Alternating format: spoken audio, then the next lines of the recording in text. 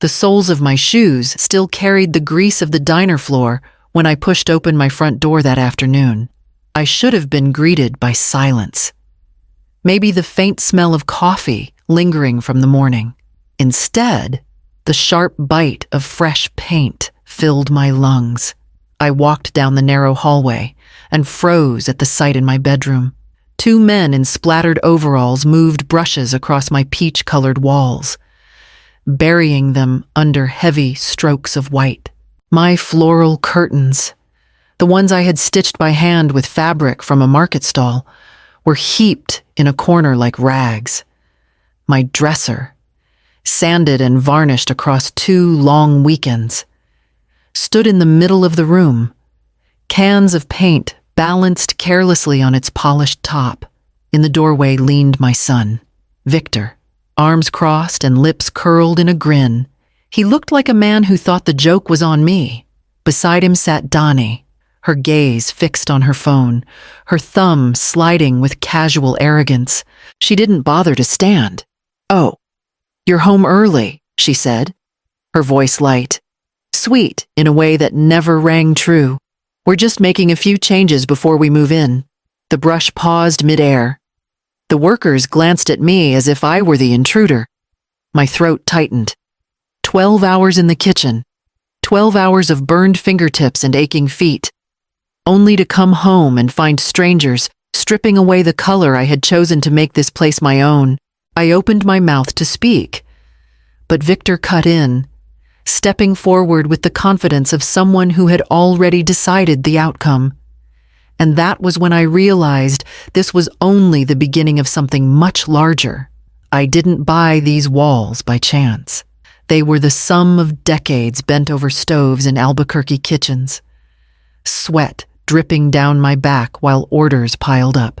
My hands carry the story, thin white scars from pans that slipped, dark burns where oil popped without warning. Every shift stretched from dawn into night, and every dollar I earned felt heavier than it looked.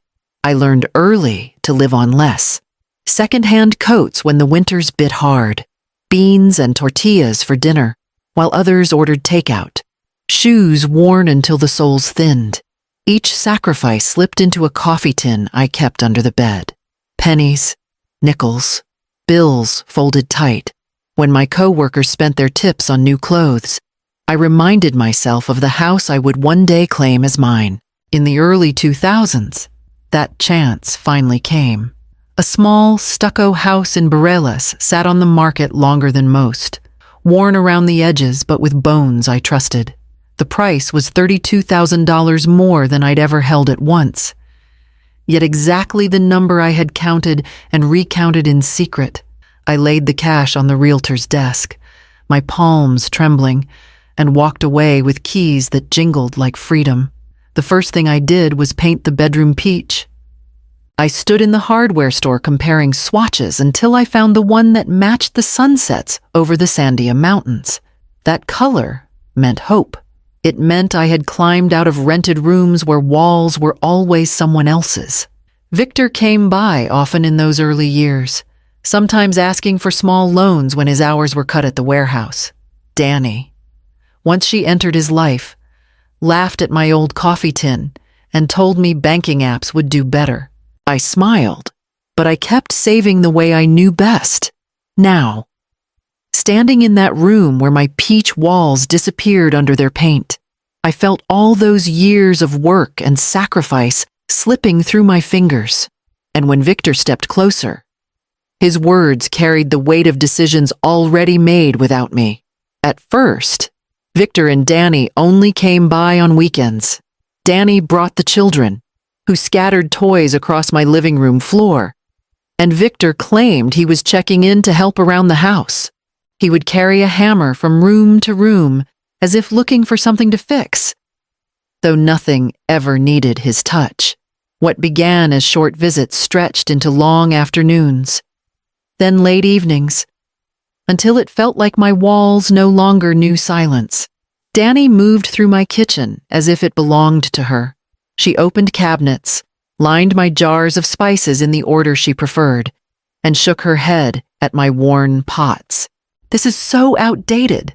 Mama, she said with that forced sweetness she used when hiding her disdain, you'd be amazed what a remodel could do.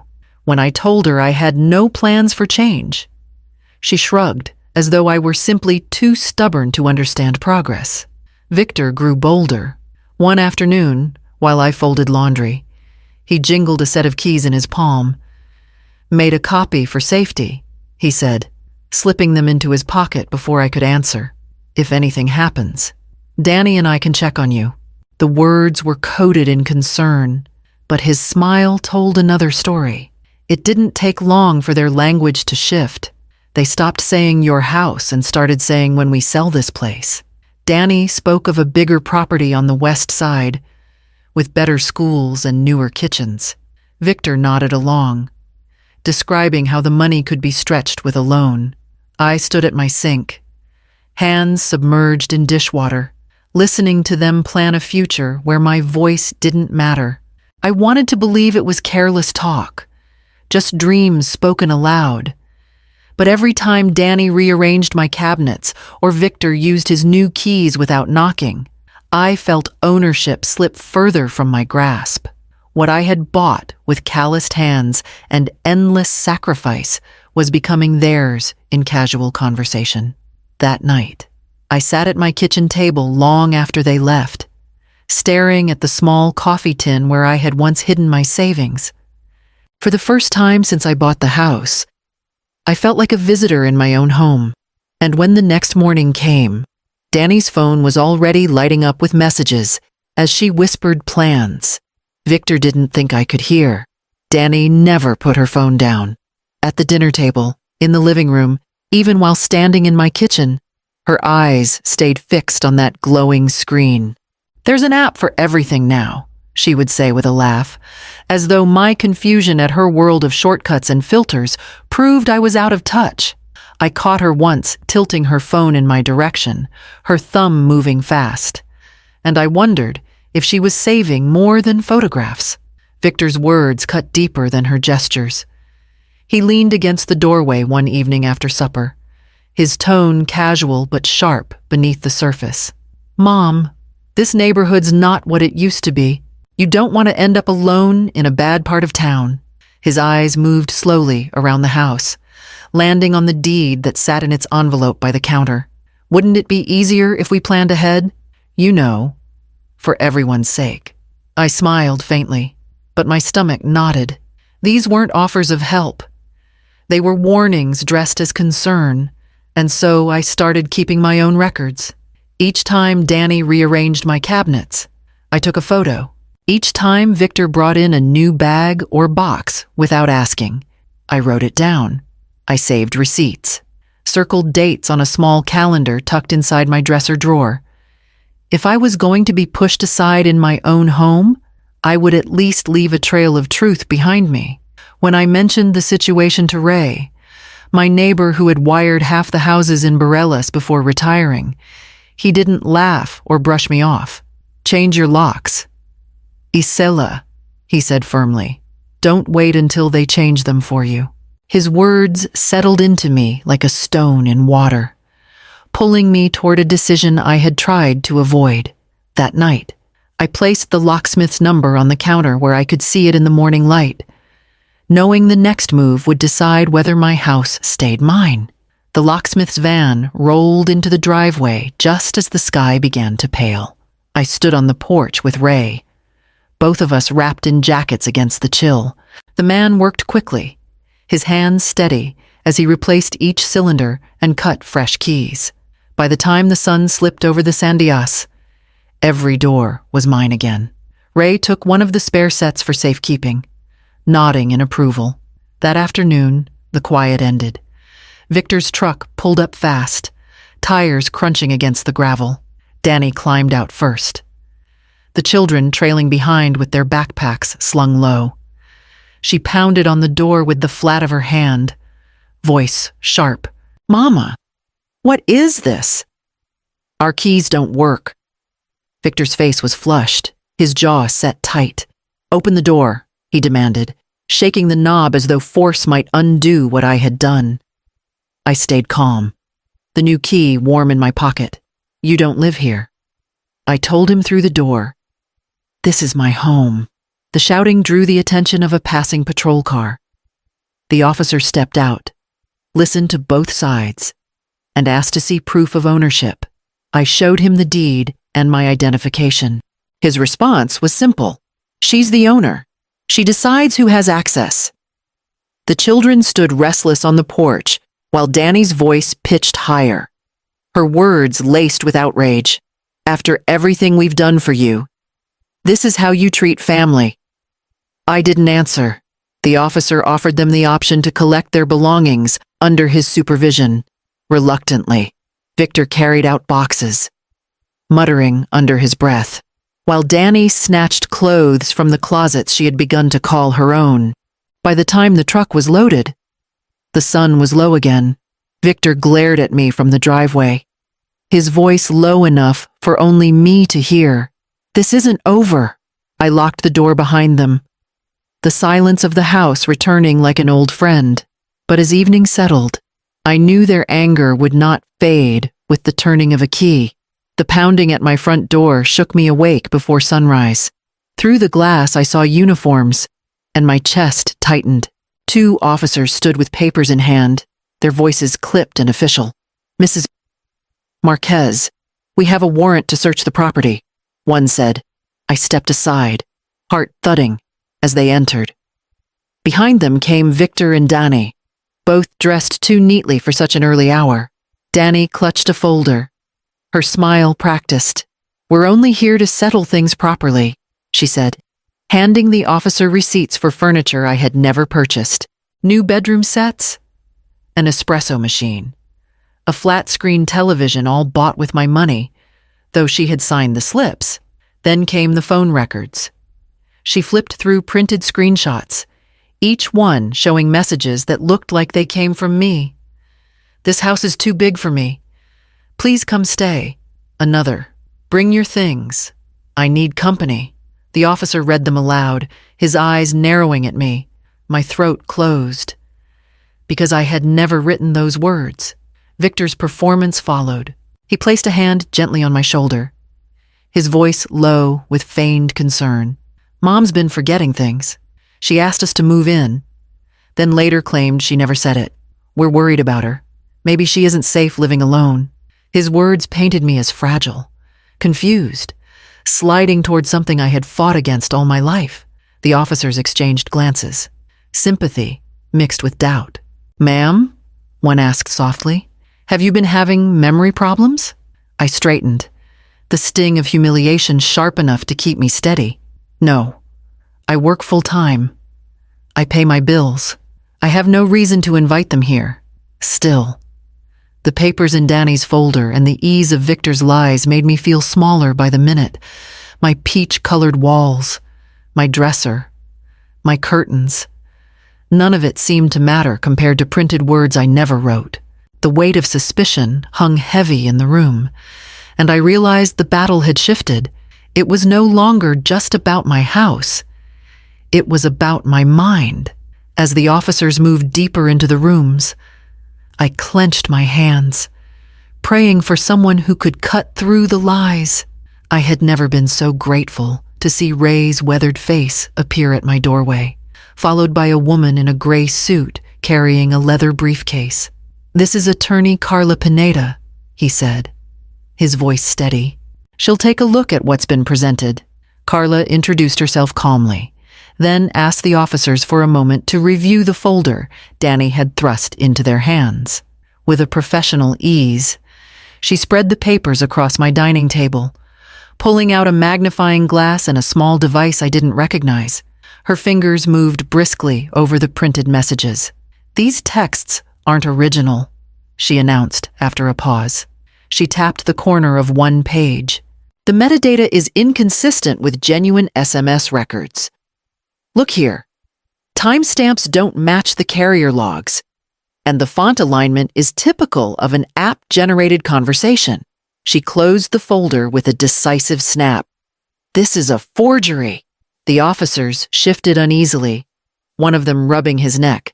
"Are you certain completely?" Carla said. And I'll remind you, presenting false evidence to law enforcement is a criminal offense. We're no longer talking about a family misunderstanding. This crosses into fraud and obstruction. Danny's composure slipped. She pressed her lips together, eyes darting to Victor as if he might pull her free. Victor's jaw tightened, but his silence said enough.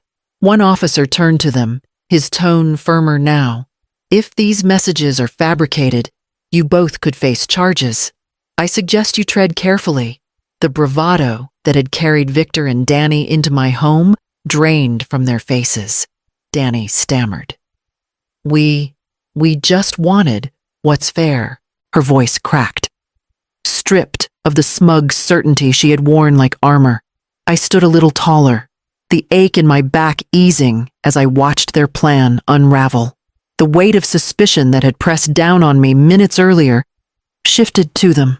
For the first time in weeks, the air inside my home felt lighter, though the fight was far from finished.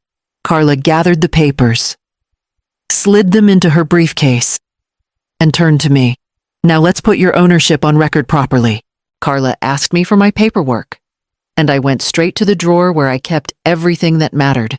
My fingers trembled as I pulled out the thick envelope inside were the deed to the house, my identification, and the utility bills I paid each month in my own name. I spread them across the table so there would be no doubt. She arranged the documents neatly before the officers. This property is held solely by Mrs. Marquez, she said, her voice clear and unyielding. There is no joint ownership, no rental agreement, no written consent for anyone else to reside here. These claims against her have no legal standing. The officers leaned over the papers, their pens scratching as they took notes. One looked directly at Victor and Danny. If you return without permission, you'll be charged with trespassing. The warning hung heavy in the room, final in its authority. Victor's shoulders stiffened, his mouth opening as if to argue, but the words never came. Danny shifted from foot to foot, her earlier confidence crumbling. Neither of them could meet my eyes. Carla wasn't finished. We'll also be filing a restraining order to ensure Mrs. Marquez's safety. Any further harassment will have legal consequences. She turned to me gently, and we'll freeze any accounts that might have been accessed without your consent.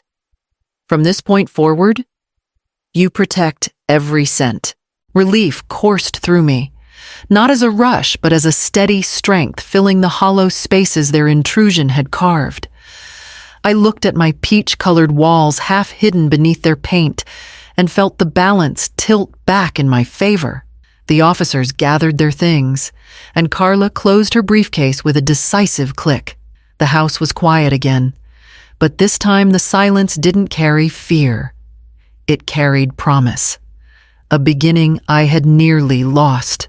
As the front door shut behind them, I knew the fight wasn't just about keeping them out.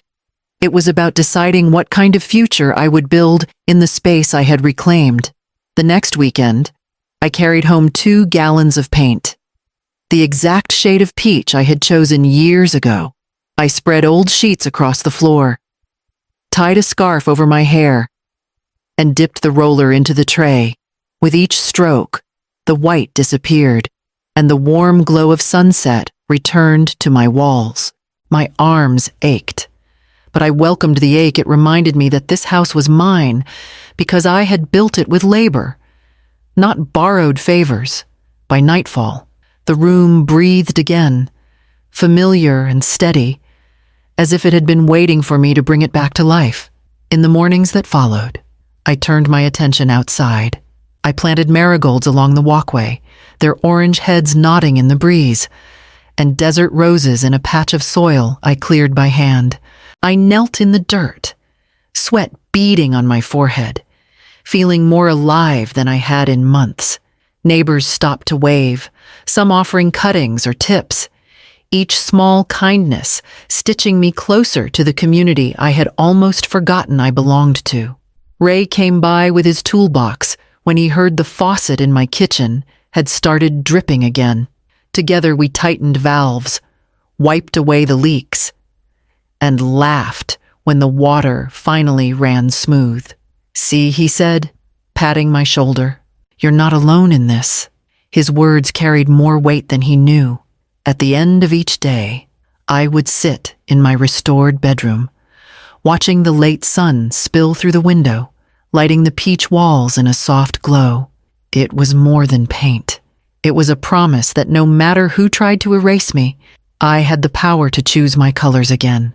And with that promise, I began to decide how I would guard this piece for the years still ahead. The weeks that followed were quiet in a way I hadn't known for years. No uninvited footsteps in my hallway. No voices planning a future that excluded me. I cooked my meals in the small kitchen, watered the flowers each morning, and rested in a house that finally felt like home again. The silence no longer carried fear. It carried freedom. I began thinking about the future, not in terms of years I had left, but in what I wanted to leave behind. I sat at the table with pen and paper, drafting instructions for my will. The house, this sanctuary I had fought so hard to protect, would not pass into the hands of those who saw it only as profit. Instead, I arranged for it to be donated to a women's shelter in Albuquerque, a place where others could find safety and dignity, just as I had claimed mine. There was sorrow in the decision, of course. A mother does not close the door on her son easily, but I had learned that love without respect is only another form of captivity. Better to live with chosen solitude than to be shackled by the greed of those who call themselves family. I watched the light spill across my peach walls, the same color I had once dreamed of in dark, rented rooms. My hands, scarred and strong, had made this possible. My choices had defended it. My dignity had kept it intact. And as I placed the final page of my will in its envelope, I whispered the words that would carry me forward. Keys can open doors, but only respect lets you live inside.